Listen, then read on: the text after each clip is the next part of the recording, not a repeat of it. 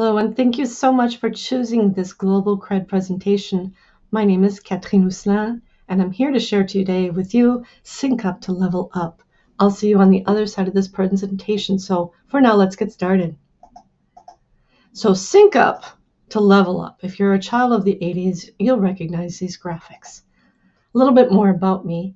So I am a French teacher in Mount Vernon High School in Mount Vernon, Washington. I'm also a world language curriculum design and technology integration coach. If you go to my website at catherine-ousselin.com, you'll find lots of ideas on how to integrate those two themes into your curriculum. I'm also a big fan of Twitter, so at CatherineKU72, or you can connect with me also by email, catherineku72@gmail.com. I have a lot of professional roles, and let me say, since the beginning of my 2007 year of teaching, I got involved with my local, state, and national language organizations because that PLN supported me through all of my learning and collaboration. And a lot of the ideas that you're going to see today, it's due directly because I have connected with so many of you in many different ways. So our goals for this presentation, we're going to identify and evaluate social media accounts and student-friendly social justice campaigns. And I've got a lot of tips and topics for you on how to use social media correctly with your students. We're also going to be designing goals and outcomes from student engagement so that we can inspire and support our learners on their paths to global awareness and competence. And if you look at that in just two clouds, we're trying to integrate social justice themes and activities into our curricula. And we're also looking at how we can engage students as change makers, activists, and advocates. So those two parts are a little bit different. And this session is designed to show you some ideas and strategies on how to do both. If you look at these two graphics, I have been researching for many years on how we get our students involved in the global topics that interest them. So this first one I found is from the accredited online schools. It's called Take Action, Common Methods on Student Activism.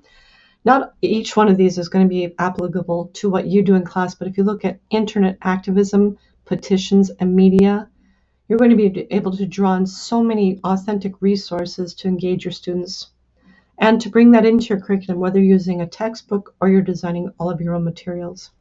So when you see this link down here, you'll be able to click on that, and this is a wonderful website that has a guide on how to look at each one. And I'm a big fan of how this website introduces those ideas, so that even if you're in a district where maybe perhaps activism isn't strongly encouraged, you'll still be able to connect with your students. The second was from the United Nations, and it's called the Sustainable Goals to Transform the World. And those are 17 goals. So including poverty, hunger, and education equality. If you look at any textbook, you will see those topics and themes integrated. So we're going to look at those two ideas. If you click on that one as well, you'll see more information. The last one I'm going to show you is the Asia Society, and they have their 4 domains of global competence: investigate the world, recognize perspectives, communicate ideas, and take action. And that is directly related to what we're going to be talking about today. And if you look back at our world readiness standards and these other ideas, it's going to meld together in a beautiful way that your students are going to feel empowered to use their language skills to change the world. Okay? There's a video for you to watch if you wish. But for right now, we're going to move on. A couple more resources. So Actful produced a book with Cassandra Glynn, Pamela Weasley, and Beth Wassel. It's called Words and Actions, Teaching Languages Through the Lens of Social Justice. And there you're going to find beautiful, just amazing resources, thematic units, and activities that are connected to our world readiness standards and our social justice standards. And there's many suggestions, supports, and examples.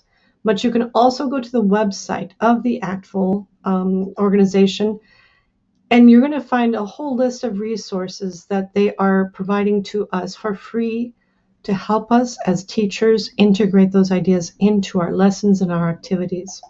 Okay? I also strongly suggest that you look at the books, The Keys to Planning for Learning, the IPA book, And remember, you can always do an IPA Lite. And then the keys to assessing for language performance, each one of these books helps us design those activities, those tests, and those assessments that are going to help us integrate the social media into our curriculum. So why would we consider integrating social media into our curricular resources? If we look at our culture's framework, we're relying on products, perspectives, and practices. And for most of us, the products are fairly easy to find. So we've got books and tools and foods, music, games. And practices, we can find a lot of examples. So if we look on different websites, or if we've got some videos, some movies, readings, we always see patterns of social interactions. So if we're going to do faire la bise, or if we're going to shake hands, or if we're going to bow, but it's the perspectives that are perhaps the most difficult for teachers to integrate. It's possible that you haven't been to all of the countries that use your target language.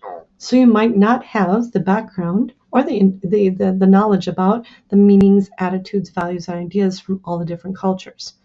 That's where social media comes in, because a picture or a tweet or an Instagram post can convey those ideas.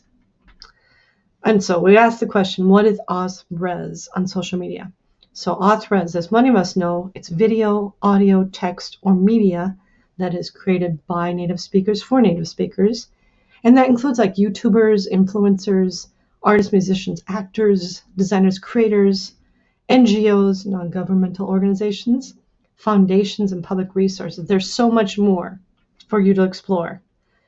But if we look at that, I've got some ideas on how to do some researching for more authentic accounts, and you can look at those. It's just real basic ideas like don't follow the average person, look at who they're following, use your target language. So if you're looking for equipo de fútbol, instead of saying Spanish soccer players, you're going to be able to find more of those resources. And the biggest one that I always suggest to people is use the hashtags in your languages to find more users. And that way you're going to be able to evaluate whether or not that's something you want to share with your students. Lastly, make sure you ask your students and colleagues for ideas, because you know that those students are out there perhaps looking on their own. Your colleagues have ideas, and share with your colleagues what you've found, because if we keep it to ourselves, we're missing out on so much more. I actually did a presentation a few months ago. It's called I Can Integrate Social Media. If you click on this link, you're going to find some more ideas and suggestions on how to locate, organize, and present social media in the world language classroom. I can't go through all of it today, but I'm going to give parts of that presentation inside this one. Many of us are connected on social media in specific ways. Whether or not you're using the target language cultures in your own social media habits, this is a beautiful way to get your students involved, engaged, and excited about how to use their language skills in the interpretive, presentational, and interpersonal modes. So this is designed for French teachers, and I'm afraid to say that I can't do this for all languages, but when you look on the presentation, you'll be able to see the basic ideas.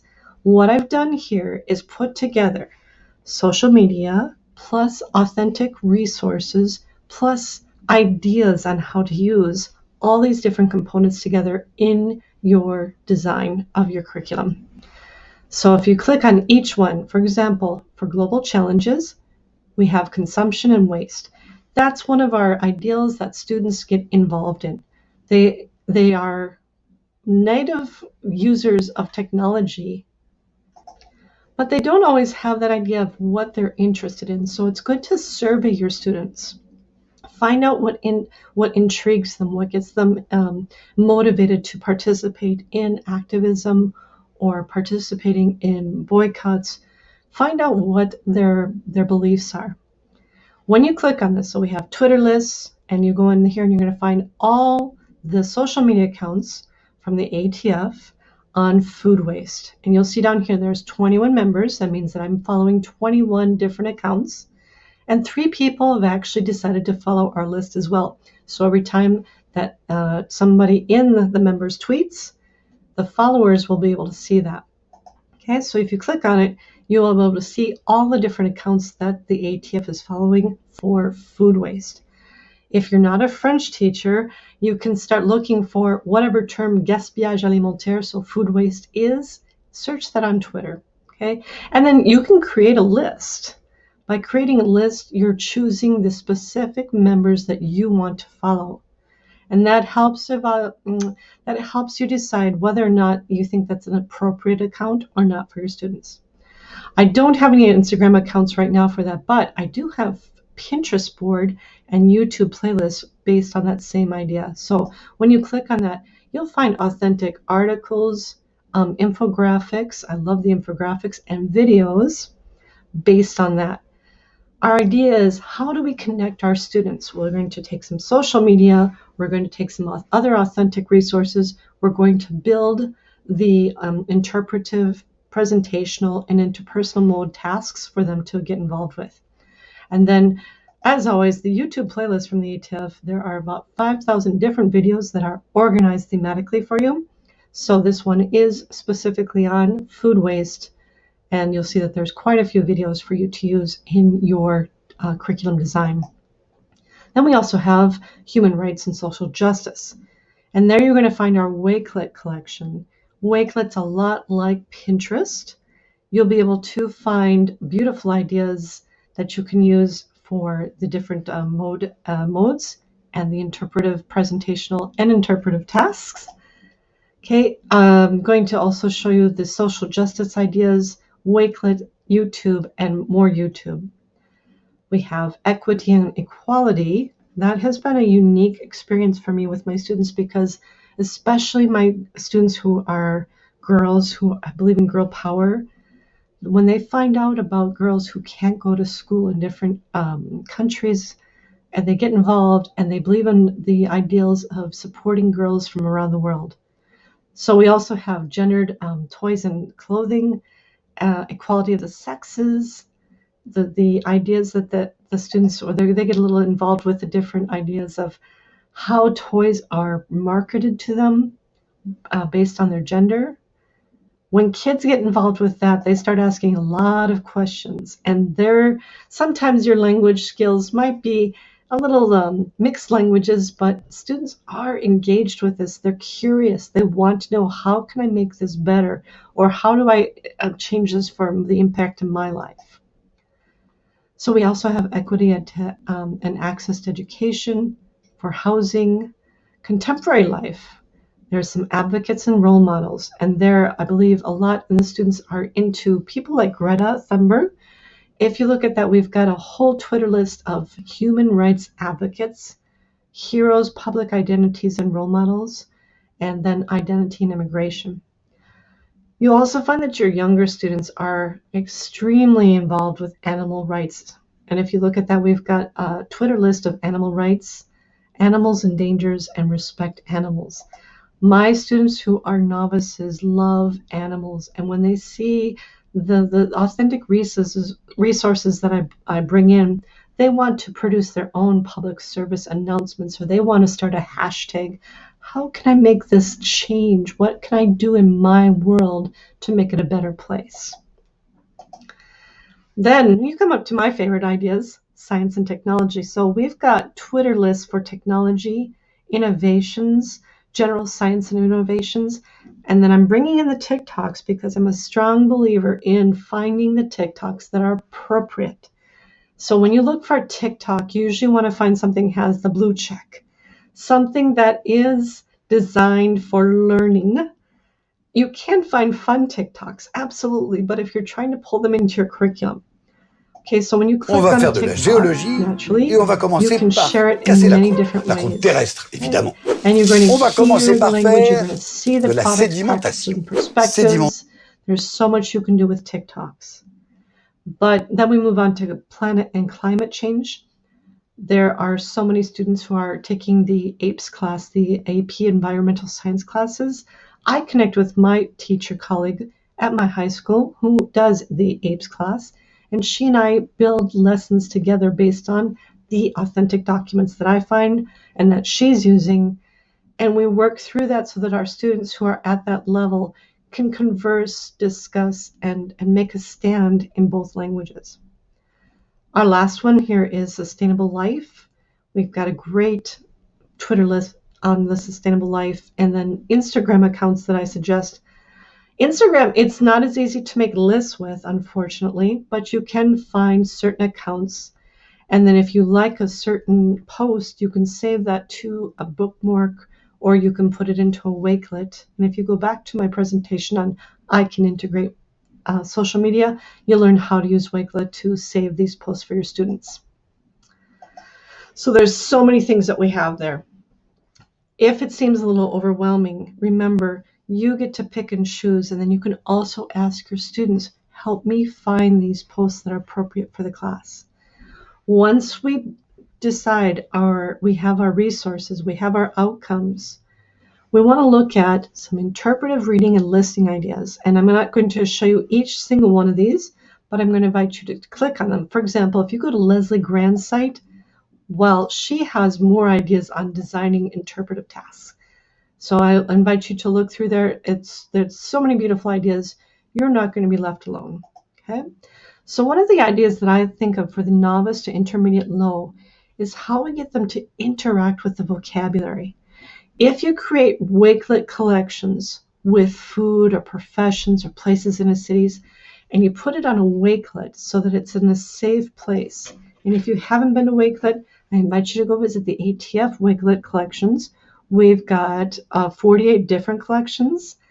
You can design a Wakelet so it's like a Pinterest board, but better because you don't have to have an account to view it, and it's in a feed instead of random pictures everywhere.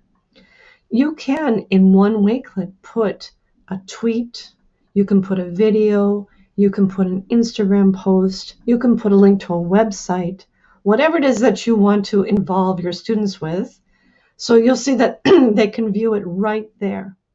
They don't have to go to Twitter, they don't have to go to Instagram, they don't have to go to YouTube. It's directly embedded onto the site. And that's a beautiful way for your students also, if you invite them to become contributors. You can have that conversation with them. But if you have that invitation for them, they can put in their own posts that they find, or they can add their own ideas. Again, if you go back to my presentation, I can integrate social media, you'll see the whole video on how to do this. I love the idea of having students draw and describe it. So if you're showing them a certain post that has an infographic or that has a video, you can have them demonstrate their reading or listening comprehension by drawing or using clip art, or maybe making an audio video recordings, perhaps on a different site. Flipgrid is a great option. So there's also the IPA Lite activities, and I mentioned that earlier. You can do IPA Lite for Edpuzzle or Google Forms with audio and video. And what I concentrate is on the keywords, the audience, the products, practices, the main idea, the inferences. IPA Lite is a great way without having to do the entire full 9 different topics. Pick what you think is important and have your students interact with that. The other idea that I like to use is the Spot It. So students search a similar post in the same or different platform using the same hashtags. Teaching the word hashtag in your target language, and then having them evaluate, is this a good post to share with my class? If they can do that, if you've invited them to a Wakelet, they can grab that link. So if you look at any post on, say, Instagram, right, you can go up to the 3 dots and you can get the copy link and you can put it into a Wakelet, or they can share it to Google Slides. However you grab it from them, you're going to have your students participating in that topic. And then your students also can react to that post in the target language or in English. Another idea would be to take a polling tool such as Mentimeter or Poll Everywhere to ask questions to the group. You want them to identify words, main ideas. You can do basic questions like yes, no, agree, disagree, based on the resource. So this is one example I have for an interpretive reading sample. I've got an infographic here based on video games. And if we're looking at novice, we want to just look at numeracy. We want to look at the comments that people have done. We can maybe perhaps find another article. If you're looking at those keywords, main ideas, authors, perspectives, and comparing cultural perspectives, you can take one image and add so much onto it. Let's say that you've got intermediate and beyond. Okay, so you're going to be asking and answering questions about games and console preferences, or you can create a personal timeline of console purchases. Mine would go back to 1982. They could write a review of their favorite consoles and games and compare and contrast why one is better over the other. Or they could create a poll with questions about games and gaming, and they can pull their friends, their teachers, and if they're really into that, they can create a personalized infographic with something like, say, Easily or Google Drawings. So this is that one infographic that I was showing you, and this is based on how many consoles of different types were sold in different years. So there you have your numbers, you have the different Xbox, Nintendo, the different consoles, and then I've got a couple of ideas here on different videos that we can take the one interpretive reading sample and extend it out with an ed puzzle idea with a different video. We have so many ideas also for reading and listening. So if you're in the hybrid or if you're in distance learning, you can share that on your Google Classroom or in a Wakelet or your Schoology. You can always share that post. And then the students are going to interact with it at home and they're going to submit their intro activities. You can use Screencastify, Flipgrid, Google Slides, whatever it is that you're going to grab your students' reactions from. If your students are actually in class, they can work on those interpersonal activities, or they could, if you're sort of in the hybrid situation where some students are at home and some students are at school, they can continue their presentational writing and speaking with teacher supervision. And then you always want to share your student work. Padlet and Slides and Wakelet and Flipgrid, those are great, but I would consider tweeting those out to your colleagues. Use that hashtag LangChat. Or if you've decided to follow a certain activist or musician or artist on a social media, send your students' work to them because they're actually going to be impressed when they get a certain like from a famous person. Presentational writing and speaking is one of our strongest ways to use social media. And you're going to be able to develop guiding questions, debate topics, or cultural comparison hooks. And if you look at Laura Terrell's presentational writing and Leslie Grand's page on designing performative tasks, both of them offer you a multitude of ideas on how you can do this idea of engaging students through writing and then different performative tasks. Again, Leslie Grand is such a great person to share knowledge. She's going to give you lots of options to design tasks. One thing I do is a group write. So if I'm going to pose a question to the students and the students group write, they're going to combine their ideas and discuss. Of course, that's going to be more than normal times when our students can work together. The other thing is that we can follow current political social justice hashtags in the target language or even in English, because it is impressive that students can find how one hashtag can lead them to different languages. So my students were looking at women's education, access to education. They found tweets and Instagram posts in English, Arabic, French, Italian. That's going to give them more of a voice and choice. So students can choose a post that inspires them or conflicts with their own point of view. So they're going to do some pre-writing. They're then going to perhaps reply to that post, and they can use drawings. They can use their personal statements of opinion. They're going to connect with someone using social media.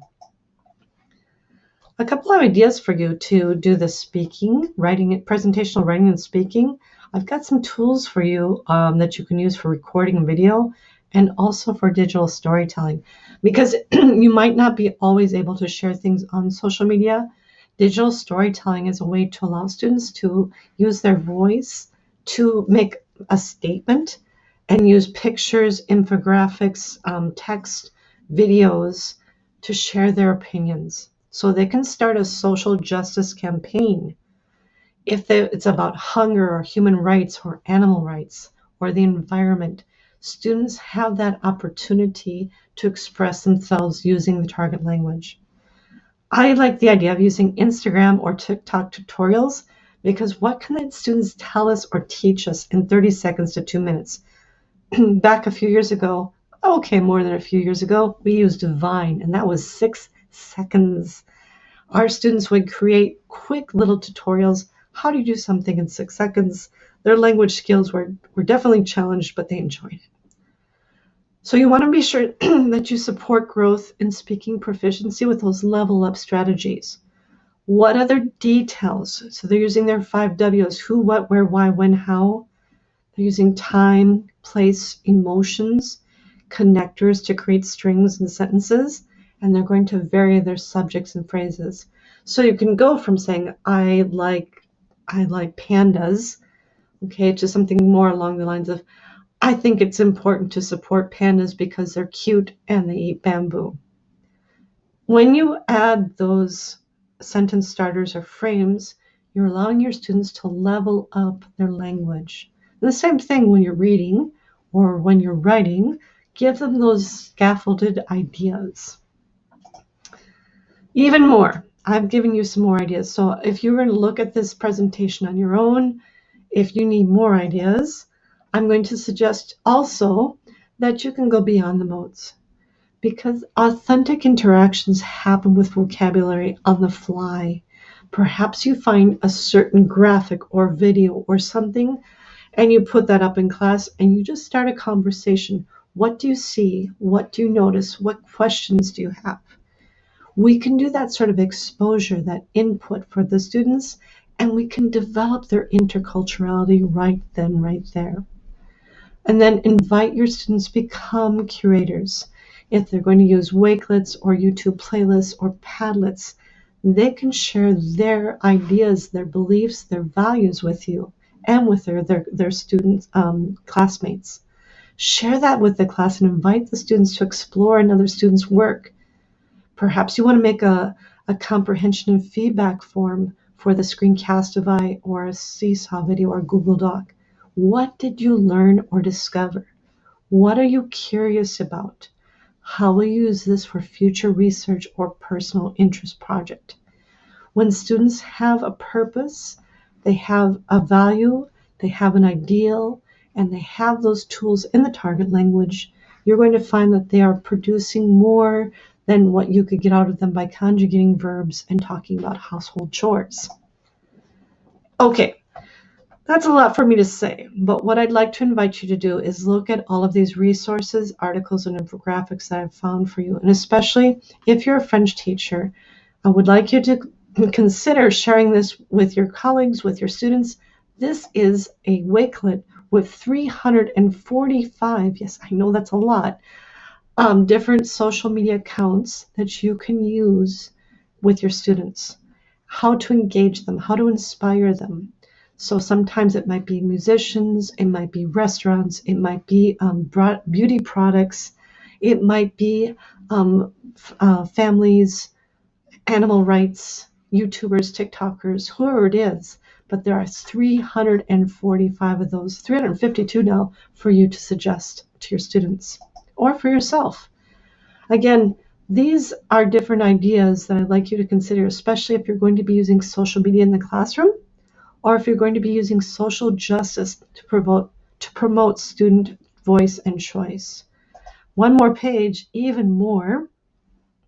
I've given you some ideas on how to tap social media for student learning and professional development, and how to create those activist students in your classes. I'm hoping that you have had a wealth of information in this presentation. Again, I invite you to click through and look at those links. I know it's a lot. As you develop your units, you're going to make sure that you know what your outcomes are. Find your resources, develop the tasks, invite your students, engage them, and let them explore. I'm hoping for you bonne continuation, good luck, good continuation. And again, if you need to connect with me, if you have any questions, please feel free to reach out to me on my website, through Twitter, through email. If we're friends on Facebook, you know where to find me. Ok, mes amis, bon courage, bonne continuation. I wish you health and safety through everything this year. You are doing amazing work, and your students appreciate you. Merci, goodbye, take care.